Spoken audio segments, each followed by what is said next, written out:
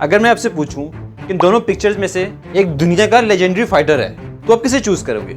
जाहिर सी बात है आप राइट साइड वाले को चूज करोगे, क्योंकि हम सबकी कंडीशनिंग ऐसी हुई है, हैवी बॉडी हो और साइज बड़ा हो तो हमें लगता है कि उसमें पावर भी ज्यादा होगी। और इसके अपोजिट लेफ्ट साइड पे एक दुबला पतला जिसका वेट है 64 kg और हाइट से 5'7", ना बहुत बड़ी बॉडी ना बहुत सारे मसल्स, बल्कि एक आम सा दिखने वाला इंसान। और अगर मैं आपसे कहूँ कि लेफ्ट साइड पे कोई आम इंसान नहीं है, बल्कि दुनिया का नंबर 1 फाइटर ब्रूस ली है। ये हैवी बॉडी के बजाय एक नॉर्मल सी बॉडी वाला इंसान दुनिया का सबसे आइकॉनिक मार्शल आर्टिस्ट है। ये वो इंसान है जिसने सिर्फ फाइट्स नहीं जीती, बल्कि दुनिया को पावर की नई डेफिनेशन दी। ये वो लेजेंड था जिसकी स्पीड ने साइंस को भी हैरान करके रख दिया। इसने सिर्फ अपनी 32 साल जिंदगी में इतना नाम कमाया कि आज भी मार्शल आर्टिस्ट इसकी टेक्निक्स को यूज करते हैं, उससे अप्रिशिएट करते हैं, क्योंकि वो नॉर्मल फाइटर नहीं था, बल्कि फाइटर्स की दुनिया में एक नया माइंडसेट और रेवोल्यूशन था। आप में से बहुत सारे लोगों ने यकीनन गलत गैस किया होगा, क्योंकि ये नेचुरल है, हम सिर्फ अपीयरेंस से जज कर लेते हैं। तो अगर आप भी किसी को ब्रूस ली का नाम बताए बगैर उसकी तस्वीर किसी को दिखाएं तो यकीनन वो गैस नहीं कर पाएगा। यहाँ तक एक बात तो क्लियर है कि सिर्फ बॉडी को देख के हम ये नहीं कह सकते कि ब्रूस ली बहुत बड़ा फाइटर था। मतलब उसकी सक्सेस का रीजन सिर्फ बॉडी नहीं थी, और अगर बॉडी रीजन नहीं थी तो ऐसा क्या रीजन था जो दुनिया का फेमस फाइटर बन गया। आज हम ब्रूस ली के लाइफ के यही 3 हिडन साइकोलॉजिकल लेसन देखेंगे। ब्रूस ली की लाइफ में ऐसी क्या चीजें थी जो सिर्फ 32 साल जिंदा रहा और दुनिया पे ऐसा इंपैक्ट छोड़ दिया कि आज उसे दुनिया याद रखती है। और आज हम उन लेसन को समझकर अपनी लाइफ को बेहतर कर सकते हैं।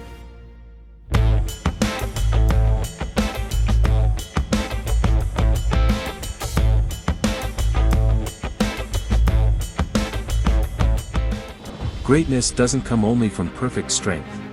जब हम ब्रूस ली का नाम सुनते हैं तो हमारे ज़हन में क्या आता है? एक बहुत अच्छी बॉडी, एक फिट एथलीट और फ्लॉलेस फाइटर। लेकिन सच ये नहीं है। शायद आपको पता भी ना हो कि उसकी बॉडी में बहुत सारी खामियां भी थी। आपको जान के हैरानी होगी कि ब्रूस ली की लेफ्ट टांग राइट टांग के मुकाबले में 1 इंच छोटी थी, जिसकी वजह से उसकी बॉडी का नेचुरल बैलेंस परफेक्ट नहीं था। ब्रूस ली की ये खामी अगर किसी और प्रोफेशन में होती, यानी टीचर, डॉक्टर या इंजीनियर, तो उनके प्रोफेशन में कोई फर्क नहीं पड़ता। इस खामी के साथ सारे प्रोफेशन में काम किया जा सकता है, लेकिन ये खामी किसी फाइटर में होना समझ से बाहर है। इसने अपनी खामी को कमजोरी नहीं समझा, बल्कि उसने अपने फुटवर्क और मूवमेंट को इस हिसाब से कस्टमाइज किया कि जो लोग बिल्कुल परफेक्ट बॉडी वाले थे वो भी कंफ्यूज होते थे। एक और इंटरेस्टिंग बात बताऊं, उसकी आईसाइट बहुत ज्यादा वीक थी। स्फेयर मियोपिया -10 डियोप्ट्रिस, मतलब बिना ग्लासेस के वो ऑलमोस्ट ब्लाइंड था। और एक फाइटर के लिए आईसाइट का सही होना बहुत जरूरी है, क्योंकि एक फाइटर को अपने अपोनेंट की छोटे छोटे मूवमेंट को ट्रैक करना बहुत लाजमी होता है। हर स्टेप और हर पंच को नोट करना पड़ता है। मैं आपको फिर याद करवा दूं कि ये वही फाइटर है जिसने दुनिया के सबसे तेज और प्रिसाइज पंचेस दिए। वो अपने ओपोनेंट के छोटे छोटे मूवमेंट भी नोट कर लेता था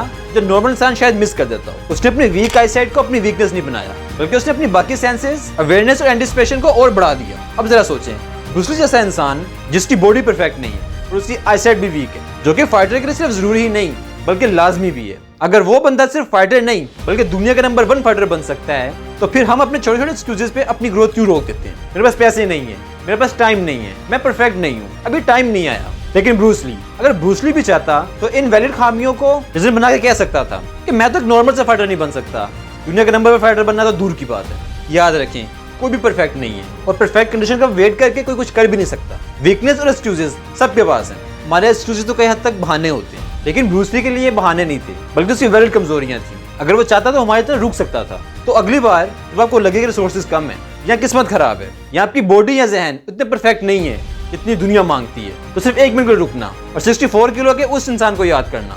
ब्रूस ली ने एक्चुअली में ये नहीं सिखाया कि लड़ना कैसे है, बल्कि उसने सिखाया कि जीना कैसे है। उसने ये साबित किया कि एक छोटी टांग आपको गिराने के लिए नहीं बल्कि एक नया रास्ता बनाने के लिए भी हो सकती है। उसने ये दिखाया कमजोरों से होने के बावजूद आप वो देख सकते हो जो दुनिया देख नहीं पाती। याद रखें, दुनिया हमेशा से आपको आपके अपीयरेंस पे जज करती आई है, करती है और करती भी रहेगी, लेकिन आपका इनर पोटेंशियल सिर्फ आप खुद जानते हैं। इसलिए उसकी लाइफ के लेसन को समझने के लिए डिटेल में वीडियो बनाना पड़ेगी। ये ब्रूस ली की लाइफ का पहला लेसन था। ब्रूस ली की लाइफ का पहला लेसन इतना शॉकिंग है तो खुद सोचे कि बाकी कैसे होंगे, जो बिल्कुल भी मिस नहीं किए जा सकते। तो ब्रूस ली की लाइफ के अगले 2 लेसन जानने के लिए subscribe knowing, like this video, hit the like. फिलहाल ही पहला लेसन शेयर करें और तब तक के लिए नेक्स्ट लेसन का वेट करें।